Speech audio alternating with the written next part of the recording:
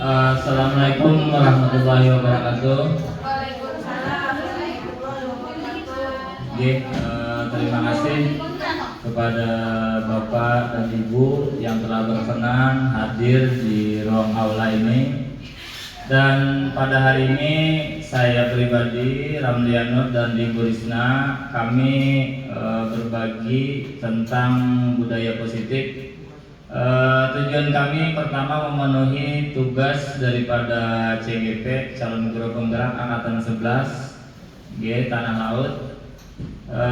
Nanti materi akan disampaikan kepada Ibu Risnawati SPD. Demikian, kepada Ibu Risna dipersilahkan. Assalamualaikum warahmatullahi wabarakatuh.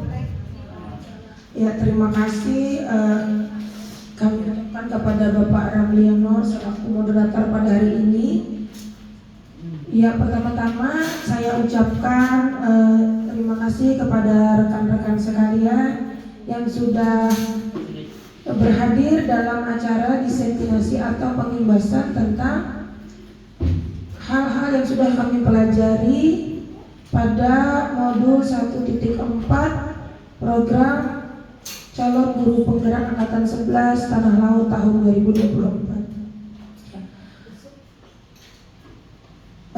Untuk mempersingkat waktu, mungkin kami akan langsung memaparkan presentasi tentang budaya positif. Ya. Nah, apa itu budaya positif? Budaya positif itu adalah sesuatu yang menjadi disiplin atau budaya yang bisa kita terapkan di kelas dan di sekolah kita. Oke. Jadi Bapak Ibu, isi presentasi yang di sini yang pertama adalah makna disiplin, teori motivasi, hukuman dan penghargaan. Yang kedua tentang keyakinan kelas, kemudian ada kebutuhan dasar manusia, tentang 5 posisi kontrol dan segitiga restitusi. Nah, baik Bapak Ibu, sebelum kita mulai tentang materinya, di depan ada sebuah gambar. Kira-kira apa yang kalian atau teman-teman lihat dari gambar tersebut? Sepasang manusia. Ada yang lain? Ada yang menyebut pohon, ada yang sepasang siluet manusia. Ya, nah ini adalah namanya ilusi, Bapak Ibu. Ilusi, ya, ilusi. Oke, selamat datang Bapak Fitriadi dan Ibu Badaria. Ya. Nah, dari yang kita lihat berbeda itu, Pak Ramli, bahwa ternyata ini adalah ilusi namanya, ilusi. Ya, ilusi apa yang sebenarnya akan kita lihat. Mungkin kenapa saya tampilkan ini pertama, karena akan ada hubungannya dengan materi yang akan kita sampaikan. Next. Nah, yang kemudian ini adalah sebuah tayangan yang ingin saya tanyakan, apakah dia bergerak atau tidak bergerak? Dilihat lebih dalam. Tatap mata saya. Ya, Bapak Ibu, ya, ini adalah sebuah bergerak. Bergerak. Pak Fitriadi bergerak. Ibu Lisa bergerak. Ibu Eka bergerak. Ibu Yanti bergerak. Yang lain ada?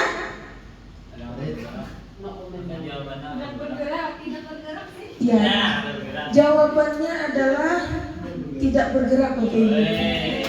Mungkin yang bergerak agak sedikit ini ya, stres ya.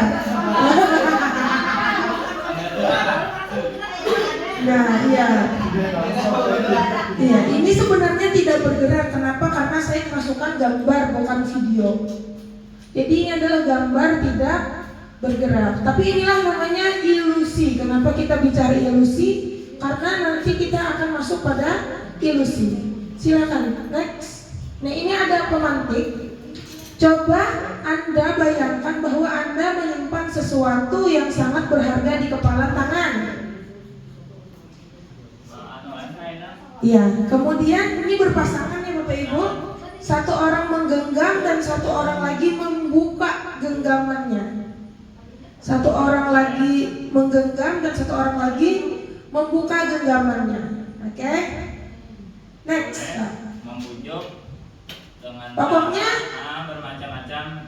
Jadi boleh satu temannya tadi dia boleh merayu ataupun dengan cara seperti apa, entah boleh dengan cara itu menghardik, mengintimidasi, memarahi, menggoda, bahkan menyogok, menawari uang, ya kan, Anda bersedia membuka kepalan tangan. Berikutnya, siapa yang membuka kepalan tangan? Dan yang kedua, dalam hal ini siapa yang paling mengontrol sebenarnya?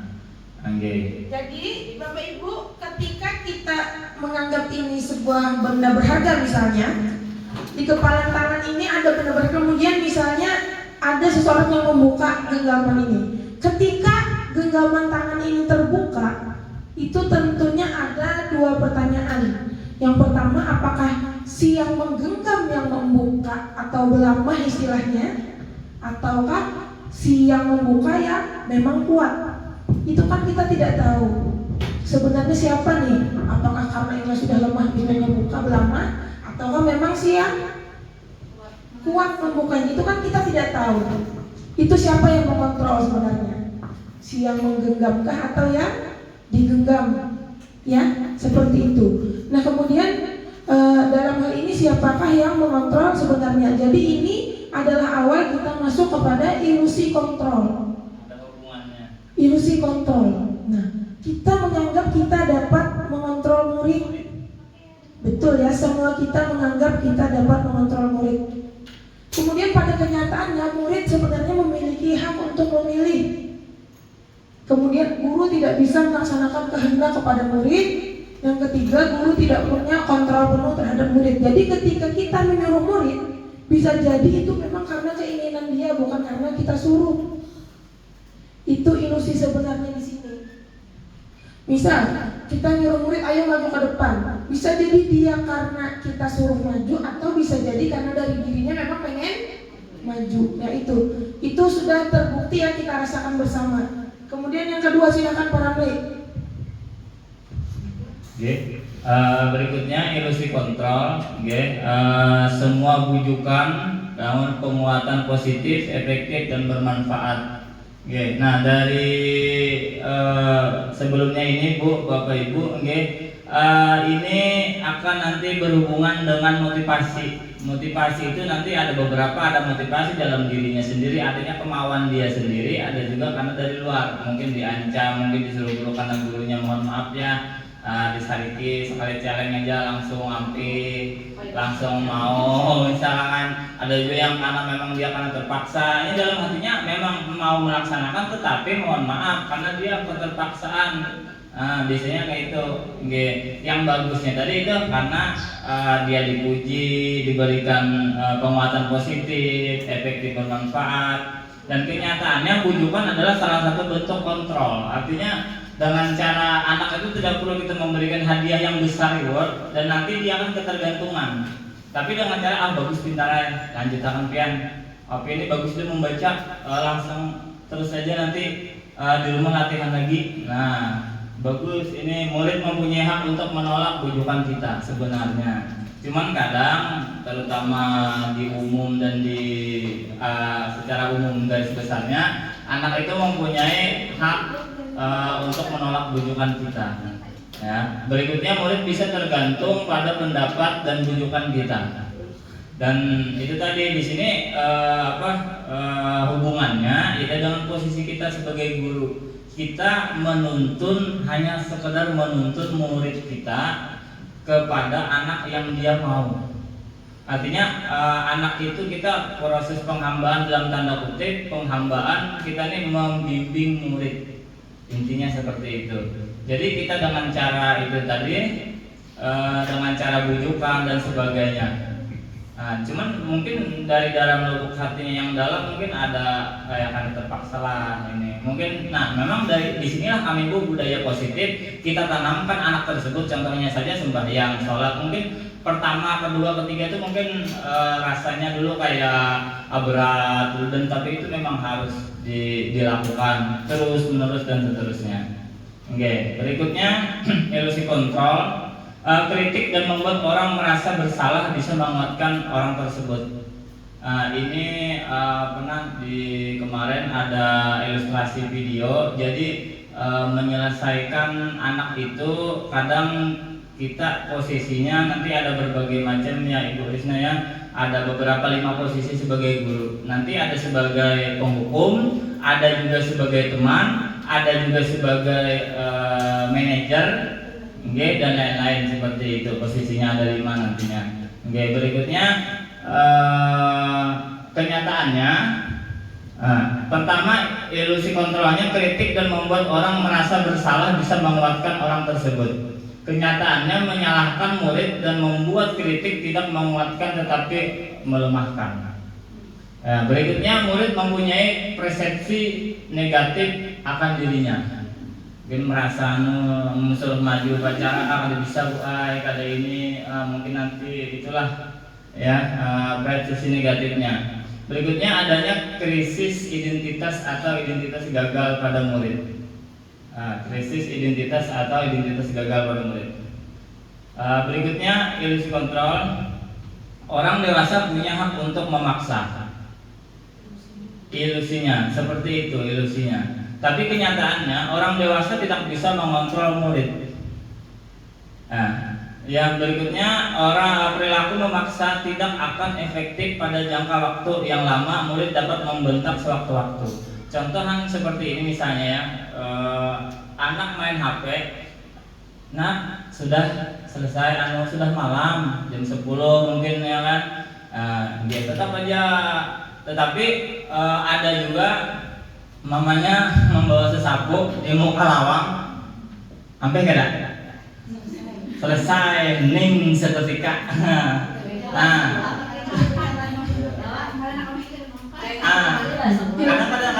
Kadang ada mempan hal tersebut. Nah, cuman pertanyaan ini jadi masalah kami waktu diskusi baik. Tapi pernah dipertanyakan kepada instruktur TGP. Tapi jangan bilang sampai kapan kita menggunakan metode seperti itu.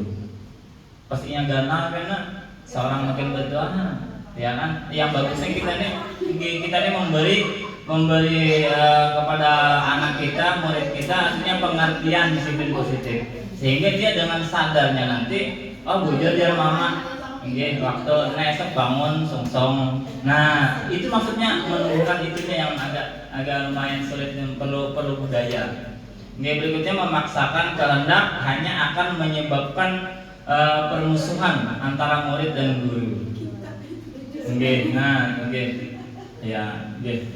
Silakan Ibu Risna. Baik, teman-teman di sini mungkin yang lulusan PLB ya, mungkin sudah tidak asing dengan stimulus respon.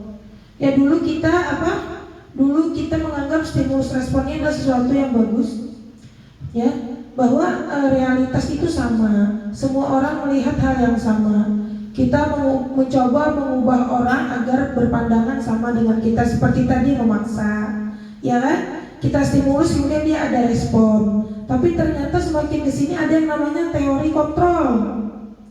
Artinya kita sebenarnya bisa mengontrol murid. Kalau dari ilusi tadi kan orang dewasa bisa mengontrol, tapi kenyataannya sebenarnya tidak bisa, ya kan?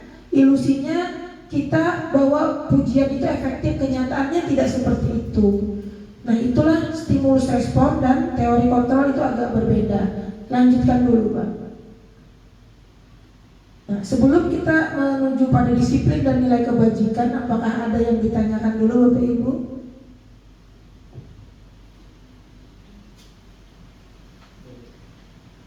Tidak ada? Belum? Tidak usah ada, nggak apa-apa. Alhamdulillah ya, berarti paham ya kan? Oke, baik. Sekarang kita akan masuk kepada disiplin dan nilai kebajikan. Bisa kita lihat di sana Bapak Ibu bahwa Diana Gosser dalam bukunya Restructuring School Discipline tahun 2001 menyatakan bahwa arti dari disiplin adalah belajar ya, atau murid atau pengikut.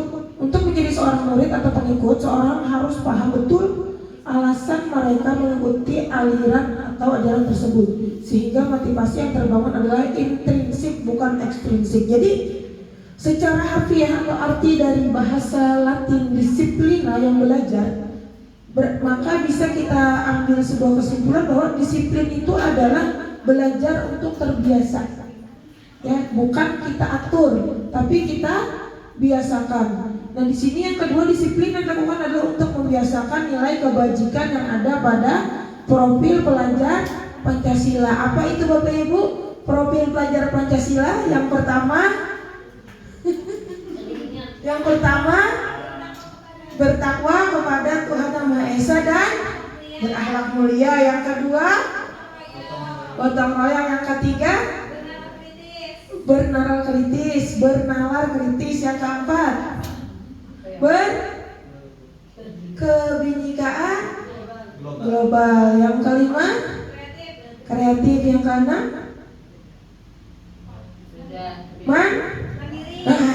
berarti luar biasa. Tepuk tangan untuk kita semua. Luar biasa. Ya, nanti saat kita ditanya tentang PSP, apa itu profil pelajar Pancasila, dengan tegas yang 10 ini nanti akan menjawab. Yang pertama, bertakwa kepada Tuhan Yang Maha Esa dan berakhlak mulia. Ya, yang kedua, gotong royong. Yang ketiga, berkebinekaan global. Yang keempat, mandiri, kreatif dan bernalar kritis. Oke, dapat 1. Alhamdulillah. Ya, kita lanjut dulu. Motivasi, hukuman dan penghargaan serta restitusi. Nah, jadi motivasi Bapak Ibu, Diana Gossen mengatakan bahwa motivasi manusia itu ada tiga saja. Yang pertama, untuk menghindari ketidaknyamanan atau hukuman. Jadi manusia itu melakukan sesuatu hanya tidak mau dihukum. Contoh, kita tidak mau datang terlambat ke sekolah karena tidak mau dihukum dalam bentuk pemotongan. Itu satu. Ya, betul ya? Di antaranya begitu. Contoh, itu kan cuma contoh. Itu bukan kita ya. Itu di negara Konoha. Ketiga di sini di negara Konoha. Ya. Ya, yang kedua, motivasi manusia itu adalah untuk mendapatkan penghargaan. Contoh. Bagaimana Ibu Erka contohnya? Ya. Motivasi manusia itu yang pertama tadi untuk menghindari hukuman, yang kedua untuk dapat penghargaan. Nah, itu kan pujian adalah penghargaan juga. Ya, itu motivasi manusia. Contoh, motivasi kita ikut PPG adalah untuk dapat penghargaan, dapat pujian. Ya kan? Itu ya berarti betul ya menurut Diana Gossen, betul. Oke, yang ketiga, ada motivasi manusia untuk menjadi orang yang mereka inginkan dan menghargai diri sendiri dengan nilai-nilai yang mereka percaya. Jadi tadi ada orang itu yang menghindari hukuman, ada yang ingin dapat penghargaan yang 3 bulan sekali, ya kan? Ada juga memang ingin menjadikan dirinya untuk menghargai dirinya sendiri. Jadi dia melakukan itu bukan karena hukuman, bukan karena penghargaan, tapi memang menghargai dirinya sendiri. Ini sulitnya ini paling bagus tapi sulit ya, karena motivasi itu tidak hanya dari dalam diri, juga harus dari luar. Oke. Nah, teori penghargaan sepertinya Pak Ramli ini lebih mahir dalam teori penghargaan. Ya, silakan Ibu. Kita silakan Pak Ramli. Tidak ada pertanyaan kah? Alhamdulillah. Lanjut. Dengan tangannya kalau ada pertanyaan, kalau misalkan dijawab. Oke, teori penghargaan, pengaruh jangka pendek, jangka panjang. Penghargaan akan efektif jika untuk jangka pendek penghargaan membuat ketergantungan. Oke, seperti ulun di awal tadi, anak yang diberikan reward berlebihan itu akan mengalami yang namanya ketergantungan. Akan dia lagi seperti itu motivasinya karena sudah terbiasa tadi, sudah dibiasakan dengan penghargaan. Berikutnya, penghargaan merusak hubungan. Kalau kita ampih, artinya berhenti, tidak lagi memberikan penghargaan, mungkin anak itu kenapa ibu itu biasanya ada dapat hadiah memberi, sekarang tidak ada lagi. Nah itu kan merusak hubungan, karena kita sudah terbiasa sesuai dengan ada imbal hasil. GPP. Penghargaan mematikan kreativitas, karena dia terfokus hanya pada satu imbalan hasil yang dia pengen capai. Berikutnya motivasi dari dalam dirinya, intrinsik. Akan mengalami kurang. Berikutnya penghargaan tidak efektif karena adanya persyaratan. Kebanyakan syarat ini harus perlu ini, harus ini dan sebagainya. Kami pernah seperti itu ketika bilangnya masuk gol ke dalam ring boleh istirahat. Ada Karim kasih masukan sampai 10 kali 20 kali, akhirnya masuk juga. Karena syaratnya kengalihan kemudian Karim. Berikutnya penghargaan mengurangi ketepatan. Jadi tujuan kita itu kadang tidak sesuai dengan motivasinya. Kita maunya seperti ini karena anak tadi dia niatnya sudah ke hadiah, tadi kan ya bagusnya kita yang ketiga tadi motivasinya karena menghargai diri, bukan karena menghindari hukuman ataupun karena penghargaan, tapi karena kita nilai kita dalam diri kita. Berikutnya penghargaan menurunkan kualitas. Jadi karena tadi di awal tadi sudah dikatakan karena motivasinya bukan dari dirinya sendiri tapi intrinsik, tapi dari ekstrinsik dari luar. Tanpa ada penghargaan mungkin dia tidak akan melakukan hal tersebut. Berikutnya penghargaan menghukum. Itu silakan Ibu Risna. Oke, baik. Penghargaan menghukum, maksudnya penghargaan ini kadang menjadi hukuman buat ibu. Kenapa bisa seperti itu? Karena begini, saat seseorang kita berikan penghargaan, contoh sistem ranking. Di kelas kan ada yang ranking 1, ada ranking 2, ada ranking 3. Yang ranking 1 mungkin dapat penghargaan, tapi yang ranking 2 itu merasa terhukum karena tidak bisa dapat ranking 1. Jadi tidak efektif sebenarnya rankingan itu, tetapi kita menganggap kadang bahwa kalau tidak ada rankingan tidak ada motivasi, ya kan? Padahal sebelumnya memang kita tahu bahwa untuk motivasi itu perlu, untuk rankingan itu perlu agar termotivasi untuk lebih baik. Tetapi dalam teori penghargaan justru rankingan itu bisa merusak hubungan, bisa menghukum, kemudian bisa mematikan kreativitas. Kenapa? Contoh, misal kita mengikuti sebuah lomba, contohnya lomba guru berprestasi misalnya. Ketika kita sudah sampai pernah menjadi juara berprestasi, Gurpres, kemungkinan besar kita akan malas berkreativitas atau tidak ingin ikut lagi karena sudah berasa di puncak. Nah itulah yang dikatakan kenapa penghargaan mematikan kreativitas. Tetapi kalau tidak ada penghargaan juga akan mematikan kreativitas. Nah jadi di sini Bapak Ibu, kemarin kita diskusikan bahwa penghargaan ini memang sifatnya itu seharusnya tidak selalu, tetapi harus ada. Ya, kita sepakati bahwa penghargaan itu tidak selalu, tapi harus ada. Mungkin sampai di sini ada pertanyaan Bapak Ibu? Tidak ada? Jangan ada, ya. Ya ikan sempat, ya. Ikan gabus semakin cepat semakin bagus. Berarti paham Bapak Ibu ya? Alhamdulillah. Ya, sekarang kita menuju kepada keyakinan kelas. Mungkin Bapak Ibu di sini sudah ada yang membuat keyakinan kelas di dalam kelas? Atau belum? Oke, baik. Ya. Nah, keyakinan kelas adalah berupa pernyataan universal. Yang kedua, pernyataan keyakinan kelas senantiasa dibuat dalam bentuk positif. Yang ketiga, keyakinan kelas hendaknya tidak terlalu banyak sehingga mudah diingat dan dipahami oleh semua warga kelas. Yang keempat, keyakinan kelas sebaiknya sesuatu yang dapat diterapkan di lingkungan tersebut. Catatan di bawahnya, Keyakinan kelas harus dibuat oleh semua warga kelas dan harus direfleksi. Jadi Bapak Ibu, keyakinan kelas itu adalah tata tertib yang dipositifkan. Ringkasnya seperti itu. Aturan kelas tapi dipositifkan. Ya, ada kita kan di kelas punya aturan masing-masing. Tidak boleh ini, tidak boleh ini, tidak boleh ini, tidak boleh ini dan lain sebagainya. Next. Kalimat yang tidak boleh itu harus dirubah ke kalimat positif. Contoh, tidak boleh buang sampah sembarangan, diganti dengan menjaga kebersihan.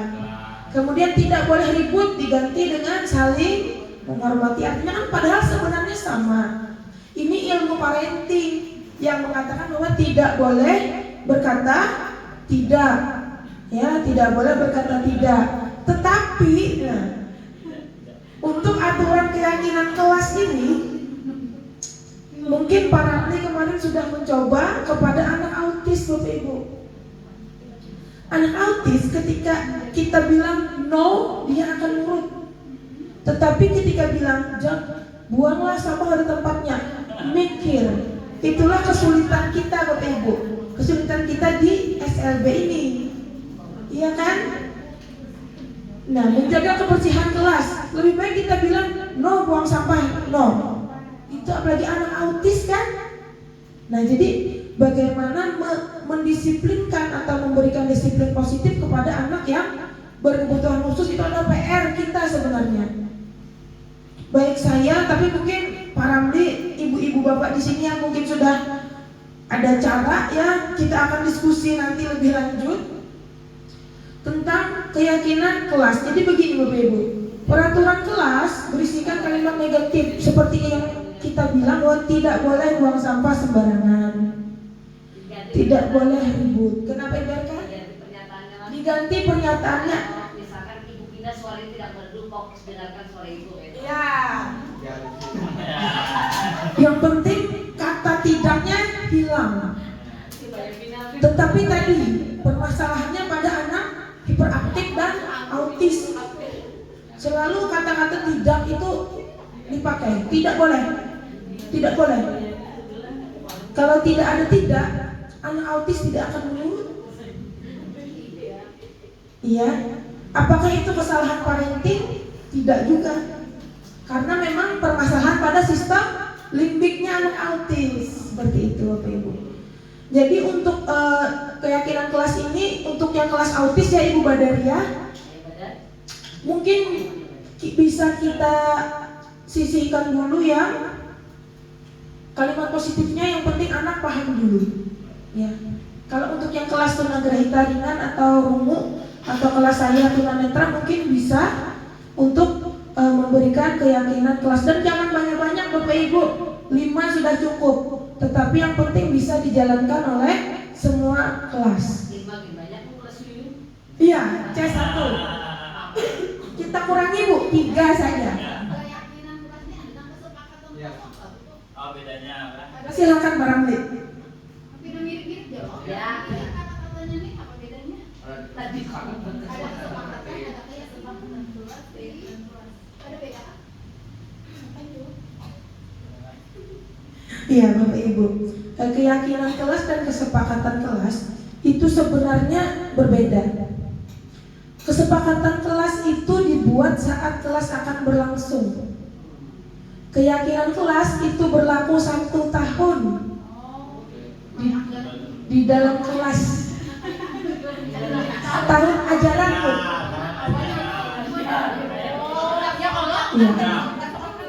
Ya, tapi apakah ini akan bisa dirubah? Bisa, tapi akan berlaku jangka panjang lagi. Kalau kesepakatan kelas kan oke, misalnya kelas di kelas ulun, masuk ulun pertama, kita hari ini boleh main HP, boleh menggunakan HP belajar, tapi pas guru lain masuk, misal agama, kada boleh, itu kesepakatan. Kalau keyakinan itu berlaku universal tadi, secara umum. Ya, secara umum. Jadi dua-duanya Kak, apa salah satu aja? Yang dipakai sebagusnya Bu keyakinan kelas. Keyakinan kelas biar apa? Biar guru lain yang masuk pun akan mengikuti keyakinan itu. Seperti itu. Ulun sendiri keyakinan kelas cuma 4. Kelas tunanetra padahal 4 aja boy. Itu gini sudah. Menjaga kebersihan, kemudian saling menghormati dan menghargai, itu sudah cukup kan?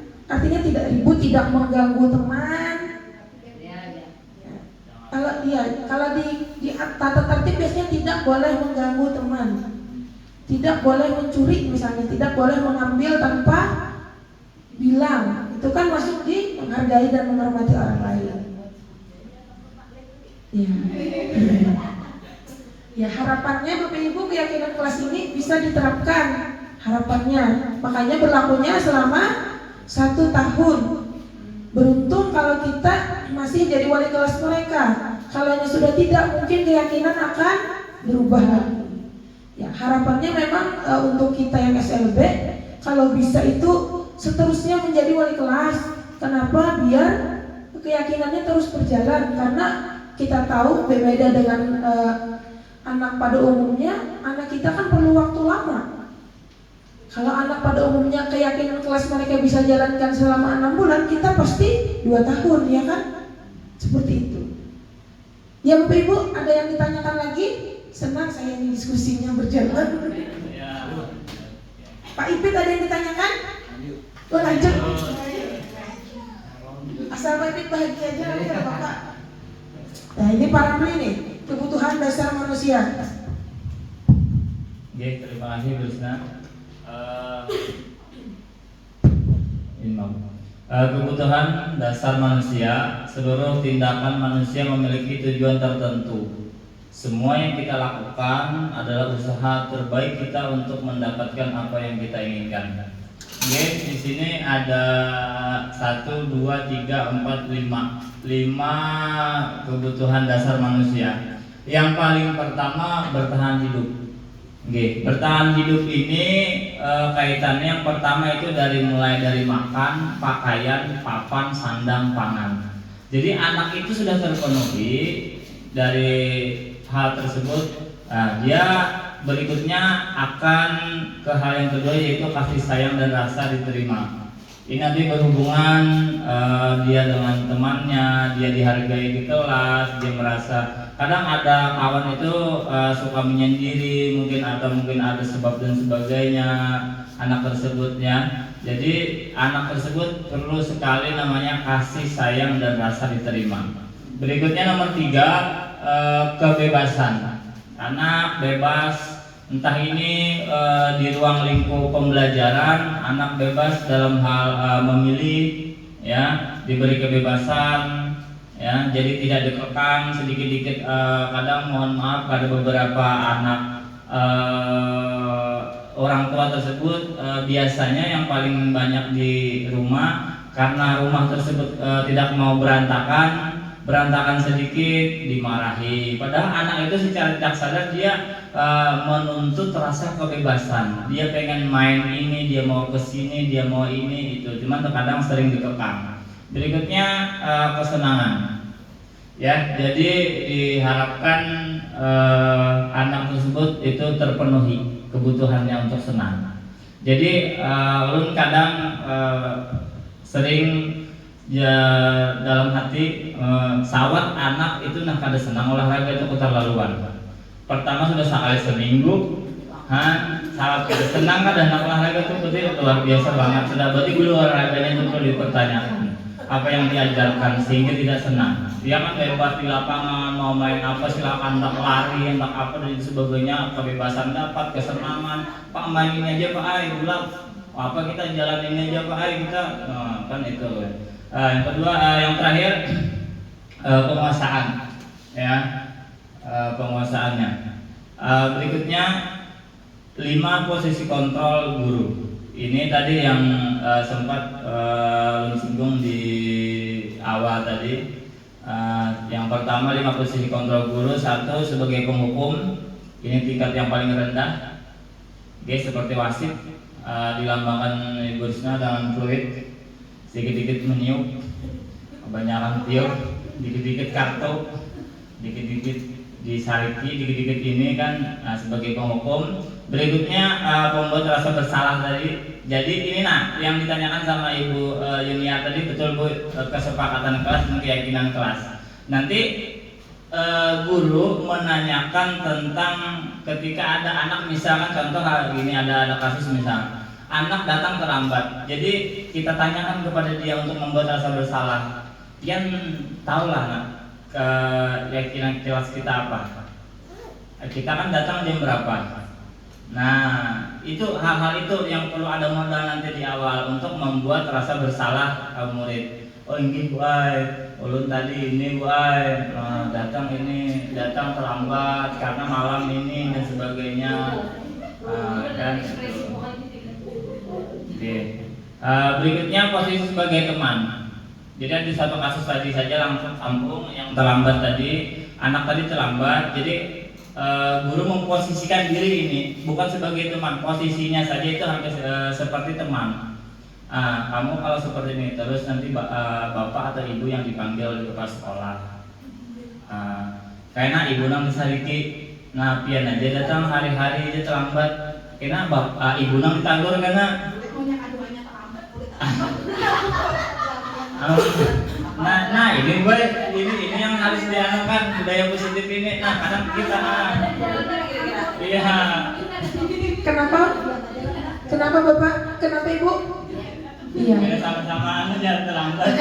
Gurunya terlambat, muridnya terlambat. Berarti Ibu, kepala sekolah dan guru harus membuat keyakinan sekolah. Iya. Yang menegur adalah kepala sekolah. Bila kepala sekolah sudah posisinya teman, yang menegur adalah pengawas sekolah dan seterusnya. Oke? Iya.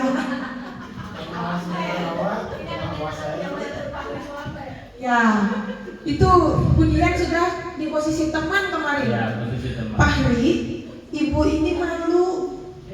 Ibu terus yang dipanggil sedikit-sedikit Ibu Dian, sedikit-sedikit Ibu Dian karena Fahri berkelahi. Itu Bu, sebenarnya posisi kontrol teman. Tapi kita tidak sadar atau mungkin tidak tahu ya. Sudah tingkat level 3 tuh. Ya tepuk tangan untuk Bu Dian nih, level 3. Next. Iya langsung. Tapi Pak, dengan segala perkecualian anak kita SRP ya. Ya betul. Nanti akan ada restitusi dari para guru yang anak autis luar biasa itu. Iya. Ini penjelasannya penghukum. Guru percaya bahwa cara dia yang terbaik. Gurunya merasa yakin bahwa itu pilihan terbaik. Berikutnya guru menggunakan hukuman fisik maupun verbal. Biasanya pengalaman ada di umum itu bila terlambat suruh lapangan, putar lapangan, akan lari. Nah itu sebenarnya hukuman. Supaya cepat. Membuat rasa bersalah, contohnya tadi membuat rasa bersalah. Guru menggunakan intonasi yang lebih rendah, lebih lembut, atau mungkin sedikit lainnya lebih tinggi daripada penghukum. Intinya seperti itu aja. Kenapa Ibu? Kamu kasusnya kayak tolek ya? Nanti Bu dijelaskan. Ada setelah ini. Iya, ada setelah ini itu nanti Ibu di restitusi. Pertanyaan juga bagus, pertanyaannya bagus. Teacher. Ya, ini membuat rasa bersalah tadi, itu lebih tinggal kalimatnya. Berikutnya teman, ini pas tadi seperti Ibu Jen, temannya. Ya, demi Ibu nih, ya. Sini ada guru menggunakan kalimat persuasif dan intonasi nada suara rendah untuk mengontrol murid. Guru menggunakan humor dan mempunyai hubungan baik dengan murid.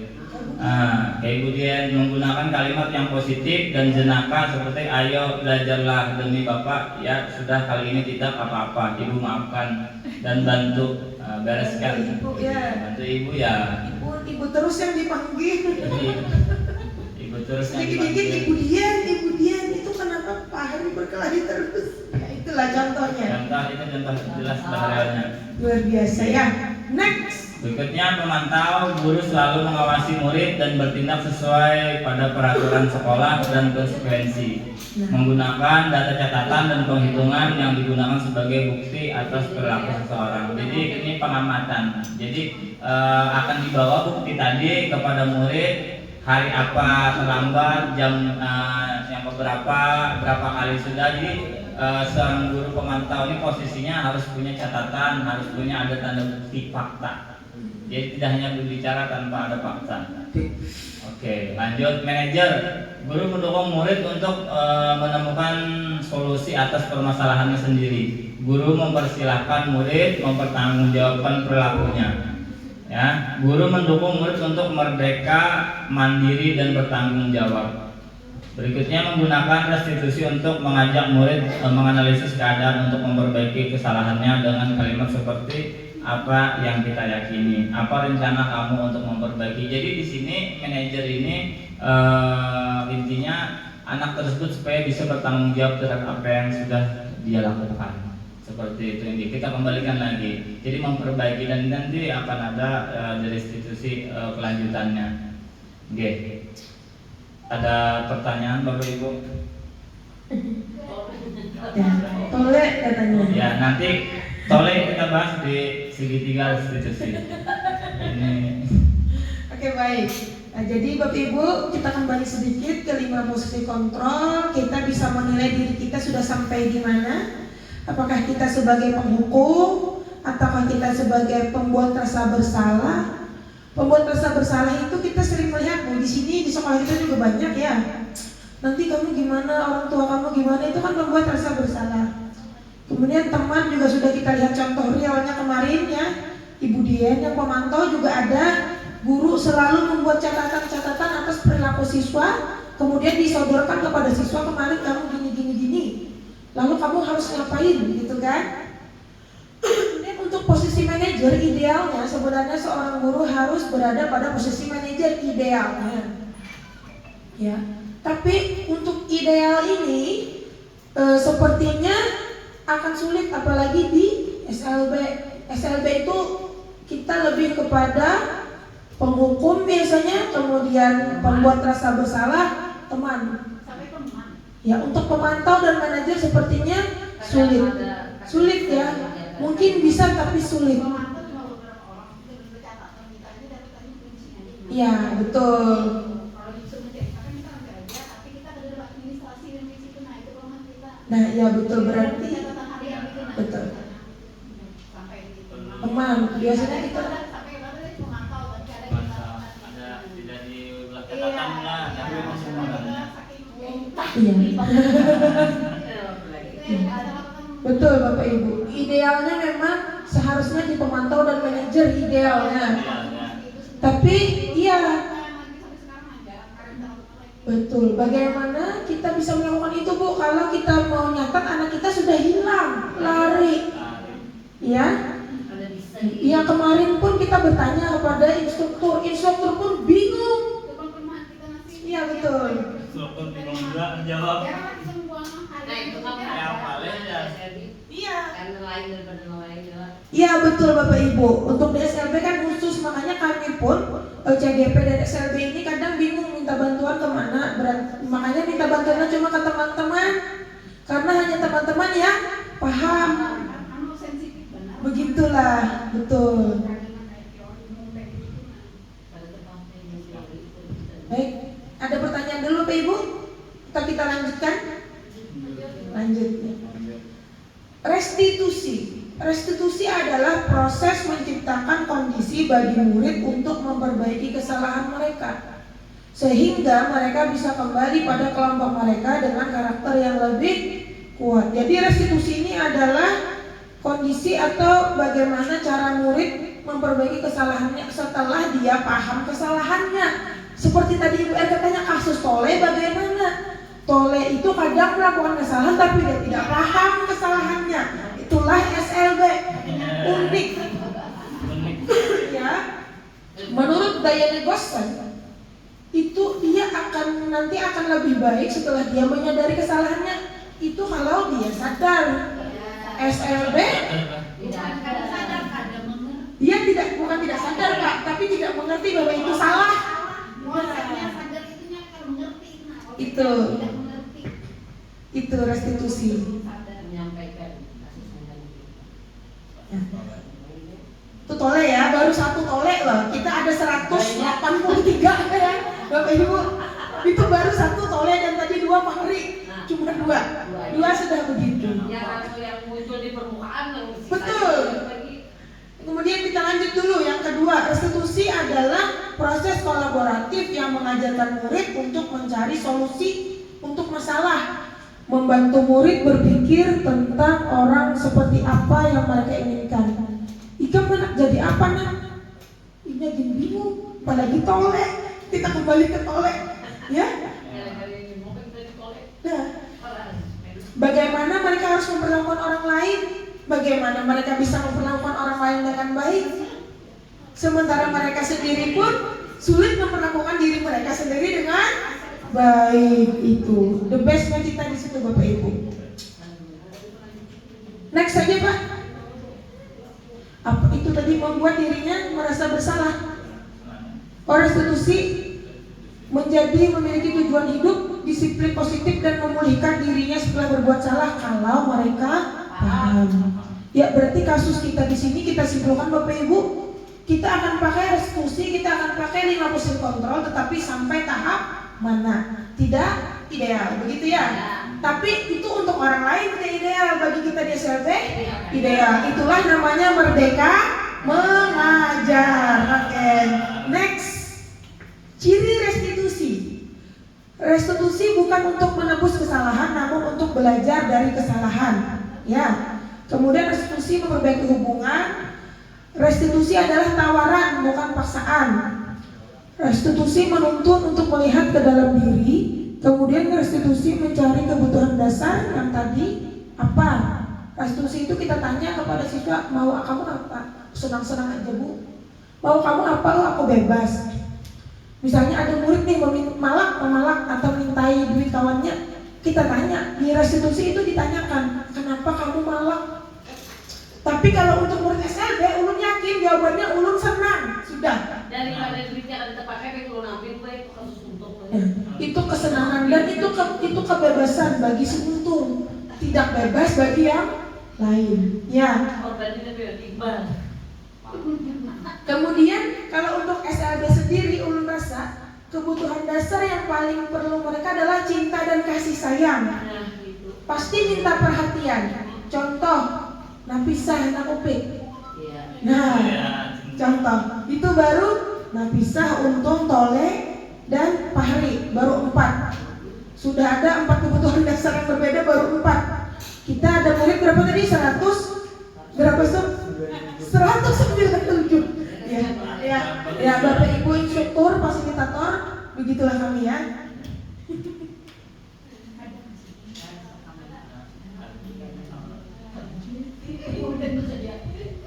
Ya, next segitiga restitusi para murid. Oke, terima kasih Bu Krisna. Ini diagram segitiga, oke. Segitiga restitusi. Di sini ada 3 yang harus dilakukan dan dipenuhi terlebih dahulu. Namanya juga segitiga. Kalau hanya 4, segi 4, 5 segi 5. Untung aja 3 aja, ada banyak. Pertama, validasi tindakan yang salah. Sulit. Pertama dari bawah, menstabilkan identitas. Nah ini lu langsung aja supaya lebih paham. Lu pertama, nah lebih anunya, identitas, stabilize the identity. Bagian dasar segitiga ini menunjukkan mengubah identitas anak dari orang yang gagal karena melakukan kesalahan menjadi orang yang sukses. Anak yang melanggar peraturan karena sedang mencari perhatian adalah anak yang sedang mengalami kegagalan. Di sini sekali itu kadang, mencari perhatian dan lain sebagainya. Dia mencoba untuk memenuhi kebutuhan dasarnya, namun ada benturan kalau kita mengkritik dia, maka kita akan tetap membuatnya dalam posisi gagal. Ya, kalau kita ingin dia menjadi reflektif, maka kita harus meyakinkan si anak dengan cara mengatakan kalimat-kalimat ini. Pertama, berbuat salah itu tidak apa-apa. Kadang seperti itu. Ya, kada apa-apa nak itu biasa aja. Ya, seperti itu. Kadang ada pernah olahraga, Ica keluar terbawa bola sampai ke bawah sana, rupanya terdiam duduk di aspal itu yang di bawah nang di SD Simpang 3 ini, terus ke bawah sedikit bolanya itu. Rupanya takutan babulik kan atau apa, abut kami mencari. Rupanya takutan kena pepadas juga. Kenapa dan sebagainya. Nah itu ya. Berikutnya, tidak ada manusia yang sempurna. Kita sekali ini, saya juga pernah melakukan kesalahan seperti itu. Jadi ibaratnya kita yang pertama nih menstabilkan identitas ini, artinya anak tersebut menenangkan lah kalau kita itu, buat dia tenang dulu, duduk dulu, santai dulu, bawa bertenang dulu ya, tenang aja lah, tenang dulu ya kan. Baru ke depan nanti kita pilah-pilah seperti apa masalahnya ini, beratkah, sedang dan sebagaimana. Lalu kita cari permasalahan penuntasannya seperti apa. Okay. Bapak Ibu tidak tertarik mencari siapa yang salah, tapi Bapak Ibu ingin mencari solusi dari permasalahan ini. Ini yang berkelahi ya. Ya, kemarin itu sebenarnya pas ke ada tugas segitiga restitusi. Berikutnya, kamu berhak merasa begitu. Ya, kebebasan. Apakah kamu sedang menjadi teman yang baik buat dirimu sendiri? Jadi kita kembalikan dulu kepada dirinya. Yeah. Berikutnya, validasi tindakan. Seperti ditayangkan di atas ini langsung saja. Padahal kamu bisa melakukan yang lebih buruk dari ini ya. Artinya ini validasi tindakan. Artinya bisa saja kamu melakukan lebih buruk pada ini. Ya. Ya, kamu pasti punya alasan mengapa kamu melakukan, sama yang tadi yang terlambat tadi. Ya kan, berbagai macam alasannya. Berikutnya, kamu patut bangga pada dirimu sendiri karena kamu telah melindungi sesuatu yang penting buatmu. Berikutnya, kamu boleh mempertahankan sikap itu, tapi kamu harus menambahkan sikap yang baru. Berikutnya, menanyakan keyakinan seek the belief. Ya, teori kontrol menyatakan bahwa kita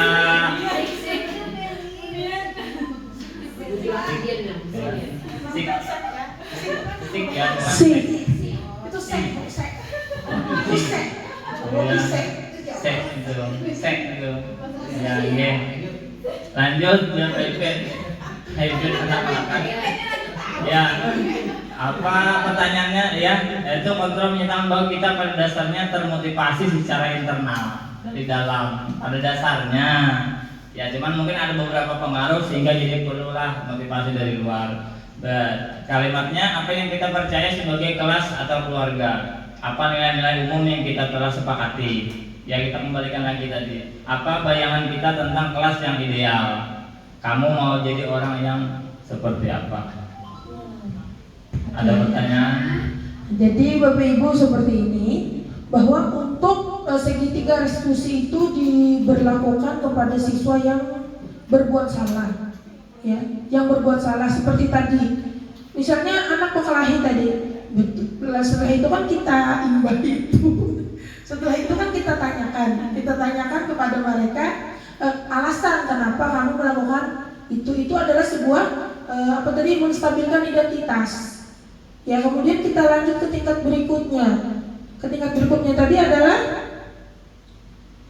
di sini validasi tindakan yang salah, bahwa memvalidasi bahwa tindakan kamu itu salah, tapi kita tidak langsung menyebutkan ikam salah, tidak justifikasi, tunggal di kita. Ya, kamu pasti alasannya apa? Ya.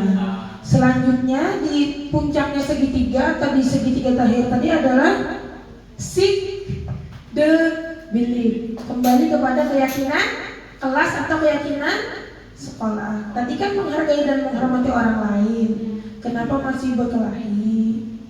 Nah, ketika ini kita berlakukan untuk anak yang non disabilitas, mungkin akan berlaku dan akan menjadi sebuah kebiasaan positif. Bagaimana kalau kita lakukan kepada anak yang disabilitas, terutama Down syndrome, autis, hiperaktif. Karena untuk kalau tunanetra sepertinya tidak masalah, ya. Tunarungu mungkin oke, pas dipadahinya oke, tapi pas kita tanya ulang tidak paham lagi. Karena kemarin saya syutingnya dengan anak tunarungu. Iya, ditanya lagi. Ya, itu kesulitan kita di sini. Untuk segitiga restitusi ini saya rasa mungkin saja kita cuma sampai tidak segitiga, mungkin cuma segi dua saja, tinggal sudut saja lagi. Itulah permasalahan kita. Tetapi ketika kita mampu menerapkan segitiga restitusi, mungkin kita akan jadi sekolah piloting, Bapak Ibu. Ya, ketika kita mampu menciptakan 5 motion control sampai manajer, mungkin kita akan jadi sekolah yang terbaik ini. Nah, tugas kita di situ mungkin bagaimana kita sama-sama biar berubah, ya kan? Berubah untuk merdeka. Pernyataannya begitu, Bapak Ramlia. Berubah untuk merdeka. Ya, yang harus berubah itu apa dulu? Pertama, ya atasan dulu, ya kan? Yang kedua, rekan sejawat dulu. Yang ketiga, baru muridnya. Yang keempat, orang tua. Karena tidak mungkin kita akan melakukan segitiga restitusi di sekolah, tapi di rumah orang tua tidak melakukan seperti itu, akan bentrok lagi. Ya Bapak Ibu, tidak akan tercipta suatu sekolah ideal atau kelas ideal yang akan kita impi-impikan seperti itu. Oke Bapak Ibu, ada pertanyaan sampai di sini? Ya, jika tidak ada kami ucapkan terima kasih dan akan saya kembalikan kepada moderator atau Bapak Ramli untuk menutup kegiatan pada hari ini. Assalamualaikum warahmatullahi wabarakatuh.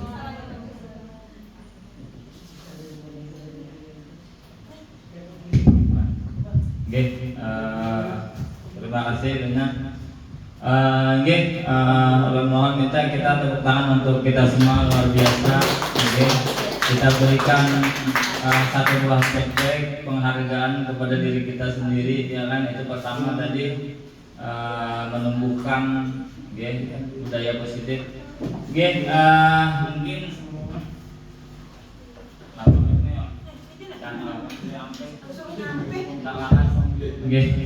Tahu Pak Ipit. Mungkin kesimpulannya dari segitiga restitusi tadi kita melakukan dengan semaksimal kita tidak memilih dari hasil apa yang mesti harus dicapai. Saya ucapkan kami di sini mengucapkan terima kasih kepada Bapak Ibu telah berhadir. Demikian yang bisa kami sampaikan. Kami mohon maaf atas segala kesalahan kata atau tindakan kami yang kurang berkenan. Demikian akhirul kalam. Allahumma atuh. Assalamualaikum warahmatullahi wabarakatuh.